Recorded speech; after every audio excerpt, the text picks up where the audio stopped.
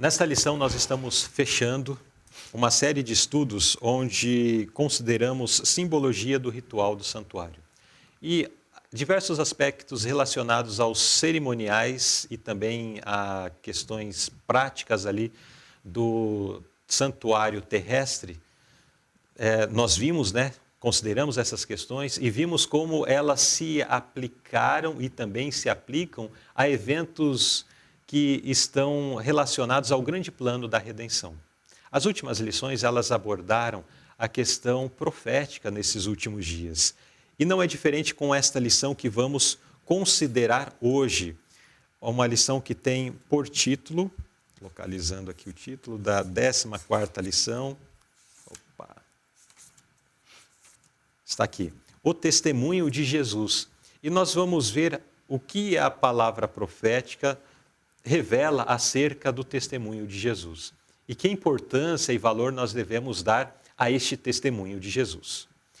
O verso de Apocalipse 12:17 nos diz assim: o dragão irou-se contra a mulher e foi fazer guerra ao resto da sua semente, os que guardam os mandamentos de Deus e têm o testemunho de Jesus.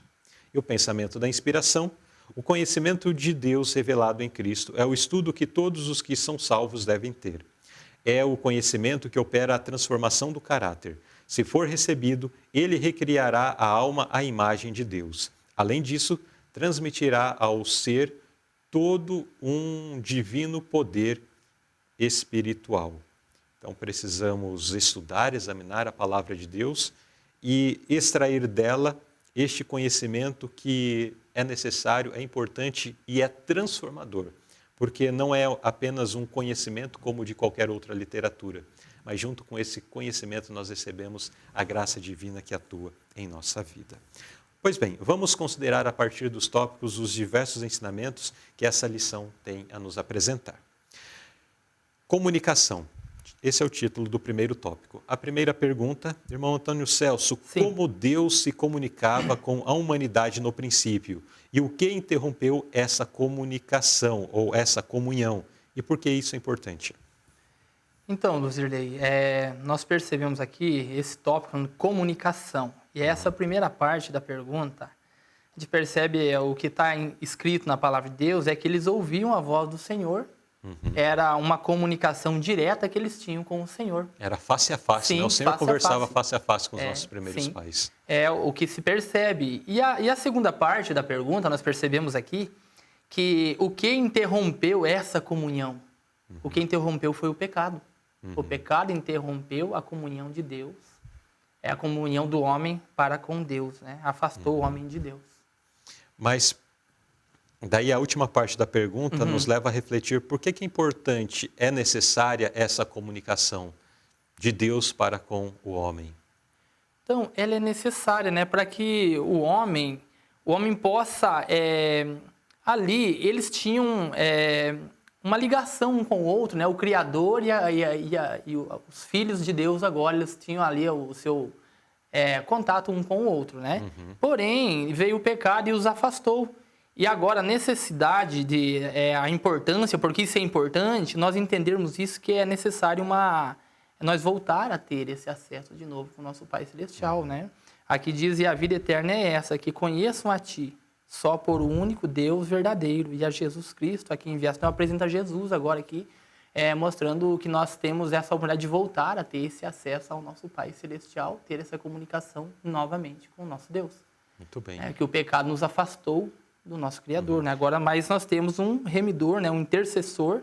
A lição, ela vai falar, ela vem comentando muitas maneiras de comunicar com Deus, mas a principal é esse acesso que Jesus nos volta a dar ao nosso Pai Celestial. Muito bem, então nós vimos aí que é necessário, né, nós termos esta revelação, e nós vamos ver ao longo da lição que essa revelação acontece de várias formas, inclusive pela palavra de Deus, né? Sim. Porque precisamos conhecer. Como vamos conhecer acerca de Deus se não existe essa comunicação? Sim. E de uma forma muito mais ampla, como mencionou o irmão Antônio Celso, Deus ele tem se comunicado, né? Ou comunica-se com a humanidade através do seu Filho. A vida de Cristo foi um grande diálogo de Deus com a humanidade e não apenas a vida dele, mas tudo o que ele faz conosco, o seu ministério de intercessão, Sim. né? Mantém esse canal aberto agora de conseguirmos ainda falar com o nosso Criador, né? Amém. Pergunta B.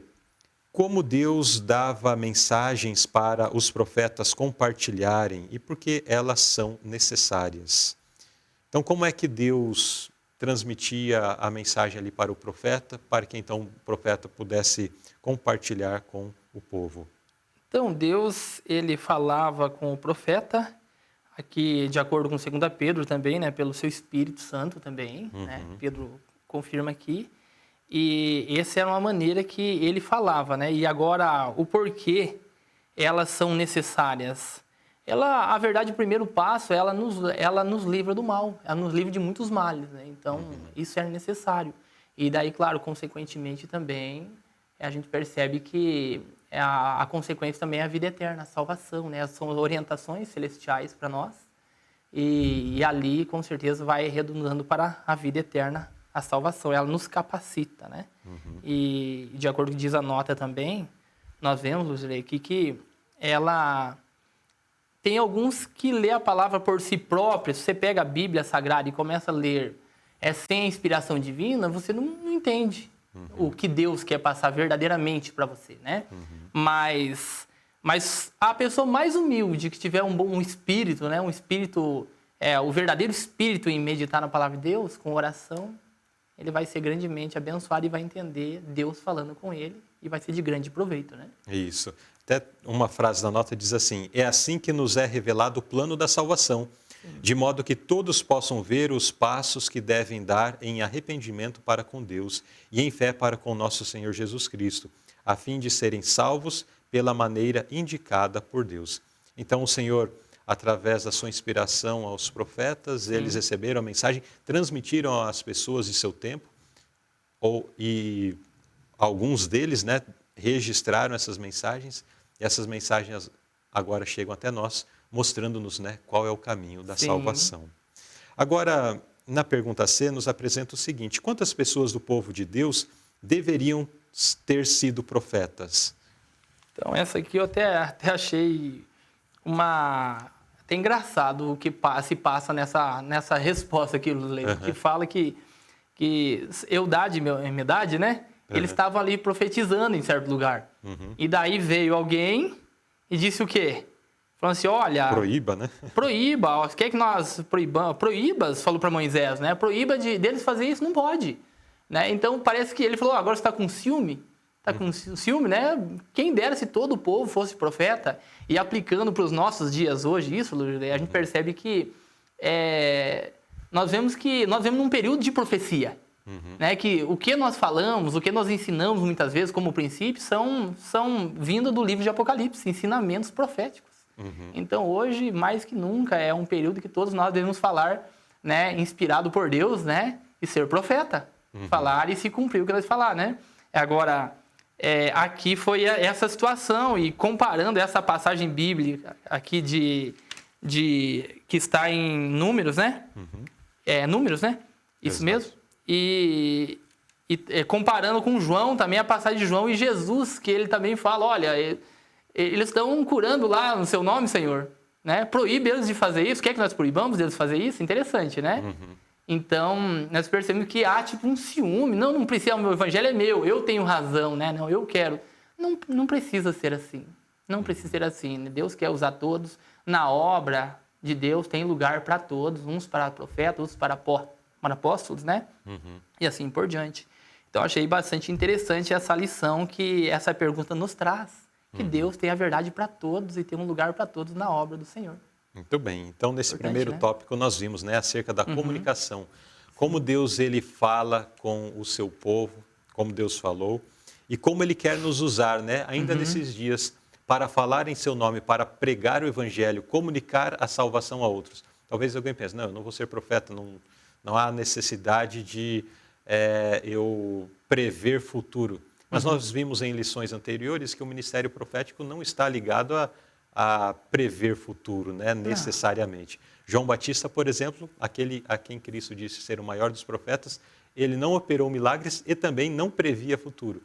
mas ele era aquele que pregava uma mensagem de arrependimento, uma mensagem de conversão, uma mensagem oportuna para o tempo que estava vivendo. Desta forma, preparando o caminho para a volta de Cristo. E era um profeta, né? Era profeta. Então, todos nós Sim. precisamos buscar em Deus esta qualidade profética de poder anunciar o Evangelho a um mundo que está perecendo em pecados. Sim, e também, Luzia, a gente vê que essa questão de você também só pensar, não, profeta é só aquele que fala o futuro. Hoje em dia tem uma falsidade correndo em cima disso e segurando pessoas, né, enredando pessoas, usando essa artimanha, né? Tipo de adivinhação. Então, não é isso, né? Você falar a verdade, você falar o que se cumpre do futuro é importante também, né? O que tá na palavra de Deus. Que já está revelado, né? Que já está revelado também. Muito bem. Sim.